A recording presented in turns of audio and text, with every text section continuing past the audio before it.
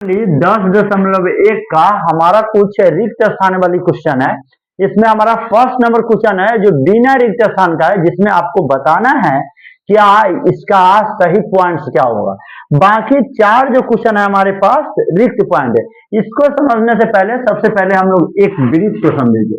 जैसे कि वृत्त जो होता है एक तल में, एक प्लेन में उन बिंदुओं का समूह होता है। मतलब एक वृत्त के अंदर बहुत सारे क्या होते हैं, बिंदु होते हैं। बिंदुओं से मिलकर बना होता है। पहला बात याद रखिएगा, वृत्त जो होता है वह बिंदुओं का समूह होता है, जिसके बीचों बीच, जिसके इर्द गिर्द से चारों ओर से समान दूरी पर एक बिंदु होता है, जिसे हम लोग केंद्र बोलते हैं। और इसे इंग्लिश में सेंटर कहा जाता है, और नहीं तो ऑप्टिकल कहा जाता है। और इसकी संकेत सी भी होता है।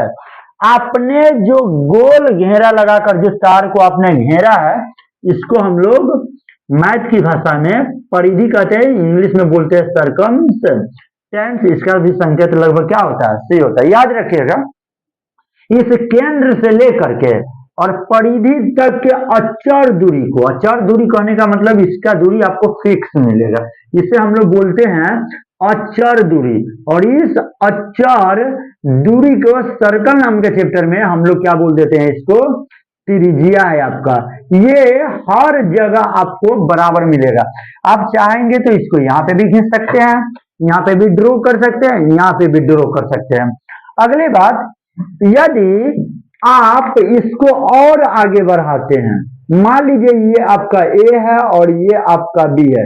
ए से लेकर बी तक की जो आपको रेखा प्राप्त हो रही है, यहां से लेकर यहां तक, तो पूरा को मतलब ए ओ से लेकर के बी तक, यहां से लेकर यहां तक की दूरिया को अब हम लोग क्या बोलेंगे, व्यास। व्यास कहने का मतलब इसको क्या कहते हैं, डायमीटर कहते हैं। अब अगली पॉइंट है कि यदि एक पॉइंट से, यदि मान लीजिए यहाँ पे P है और यहाँ पे आपका Q है, एक पॉइंट से दूसरी पॉइंट पे आप मिला देते हैं और ये रेखा केंद्र से होकर नहीं गुजरता है, तब इसे जाके हम लोग जीवा कह देते हैं। जीवा मतलब कि कोर्ड होता है, ठीक है। जीवा मतलब कि कोर्ड होता है, इसका भी संकेत सी होता है। ये इतना सीखने के बाद और आपको ये भी बता दिए कि ये गोल घेरने वाली जो तार है, इसका नाम क्या हो गया, परिधि हो गया। अगर ये इतना जान गए तो ये आपको ऑब्जेक्टिव क्वेश्चन आपसे नहीं बनेगा। अब इसमें कुछ पॉइंट्स है, ध्यान से देखिए। इसका फर्स्ट नंबर पॉइंट है, सेकेंड नंबर पॉइंट है और थर्ड नंबर पॉइंट है। याद रखिएगा, एक सर्कल के, एक वृत्त के यदि कोई रेखा टच नहीं करेगा, मतलब ये वाला रेखा इस वृत्त को नहीं छुएगा, तो इसे हम लोग बोलेंगे अप्रतिच्छेदी रेखा। कौन सी रेखा, अप्रतिच्छेदक रेखा या चाहे अप्रतिच्छेदी। यदि वृत्त के मान लीजिए एक बिंदु यहाँ पे है और एक बिंदु यहाँ पे है, वृत्त के आई पार से आई पार किन्हीं दो बिंदुओं को टच करके बाहर निकल जाएगा, तो उसे हम लोग प्रतिच्छेदी रेखा या चाहे छेदक रेखा से नाम से जानते हैं, ठीक है। अब कोई ऐसा रेखा होगा जो वृत्त के इस पार से उस पर आपको नहीं काटेगा, मतलब कि यहाँ पे मान लीजिए एक पॉइंट है, ठीक है, तो इसके एक पॉइंट से होकर के ये रेखा आराम से गुजर जाएगा। मान लीजिए पॉइंट आपका क्या है, P है और ये आपका केंद्र है और ये रेखा आपका मान लीजिए A से लेकर B तक है, ठीक है। आप ध्यान से देखेंगे, एक वृत्त पर एक गो बिंदु पर, और ये जो सटने वाली रेखा है इसे पॉइंट्स ऑफ कांटेक्ट कहते हैं, हिंदी में बोलते हैं स्पर्श रेखा। अब यहां से आपका क्वेश्चन आएगा कि एक वृत्त पर कितनी स्पर्श रेखा खींची जा सकती है। तो एगो यहाँ पे दोनों रेखा कभी एक दूसरे से मैच नहीं करनी चाहिए, इसमें ट्यूस ये होता है। यहाँ पे मान लीजिए एक पॉइंट है, अगर जो आप यहाँ पे स्पर्श रेखा खींचते हैं, मतलब एक वृत्त पर लगभग कितनी स्पर्श रेखा खींची जा सकती है, 2 स्पर्श रेखा खींची जा सकती है।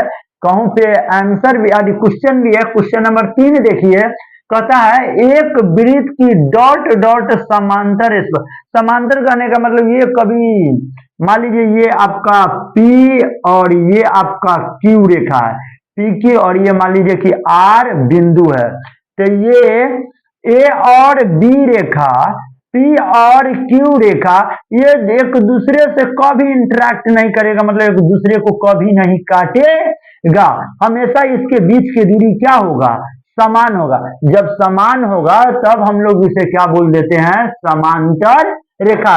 और याद रखिएगा टच कर रहा है तो इसे हम लोग बोलते हैं स्पर्श रेखा। तो एक वृत्त पे कितने स्पर्श रेखा खींची जा सकती है, तो आप सिंपल से देख रहे हैं, ए से लेकर बी तक और पी से लेकर क्यू तक, मतलब 2 समांतर रेखाएं खींची जा सकती है। क्वेश्चन नंबर 3 तैयार हो गया। अब याद रखिएगा ये जो P बिंदु से होकर के AB रेखा गुजर रही है, R बिंदु से होकर के PQ रेखा गुजर रही है, तो ये P बिंदु स्पर्श बिंदु कहलाएगा। जिस बिंदु से स्पर्श रेखा गुजरे उस बिंदु को स्पर्श बिंदु के नाम से जानते हैं। हमारा क्वेश्चन नंबर 4 है वृत्त तथा उसकी स्पर्श रेखा। तो ये हमारा O केंद्र वाला एक वृत्त है और स्पर्श रेखा हमारा ए बी है और P और Q है। के उभयनिष्ठ, उभयनिष्ठ का मतलब कॉमन, मतलब इस रेखा के बीचों बीच एक ऐसा बिंदु होगा जो वृत्त पर भी होगा और स्पर्श रेखा को भी टच करता होगा, उसे हम लोग कॉमन पॉइंट्स कहते हैं।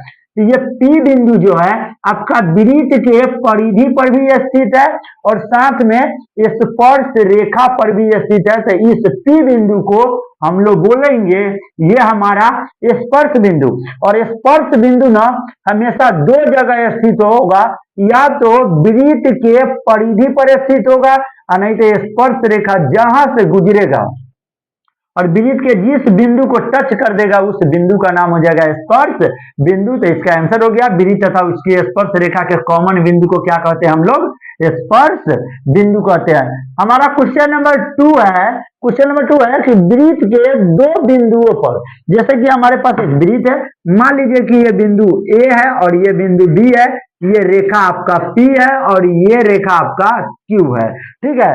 तो वृत्त के, तो ये वृत्त के 2 बिंदु, बिंदु A पर और बिंदु B पर प्रतिच्छेद का मतलब इस पार से उस पार निकल जाना। तो प्रतिच्छेद करने वाली रेखा को क्या कहते हैं, तो बउआ इस रेखा को हम लोग क्या बोलते हैं, PQ जो रेखा है इसको क्या बोलते हैं हम लोग, छेदक रेखा।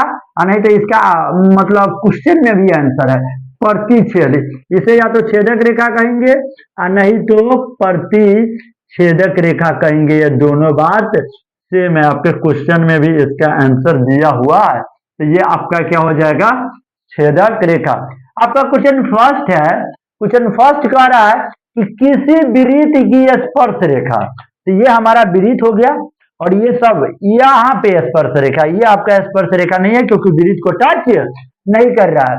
तो किसी वृत्त की स्पर्श रेखा उस डॉट डॉट बिंदुओं पर प्रतिच्छेद करती है।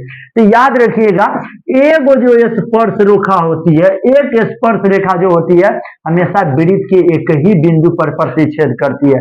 कहने का अर्थ ये हो गया कि एक वृत्त में कम से कम 2 स्पर्श रेखा खींची जाती है, ये बात 100% सही है। लेकिन एक स्पर्श रेखा वृत्त के एक को बिंदु को टच करेगा और दूसरी स्पर्श रेखा फिर वृत्त के एक ही बिंदु को टच करेगा।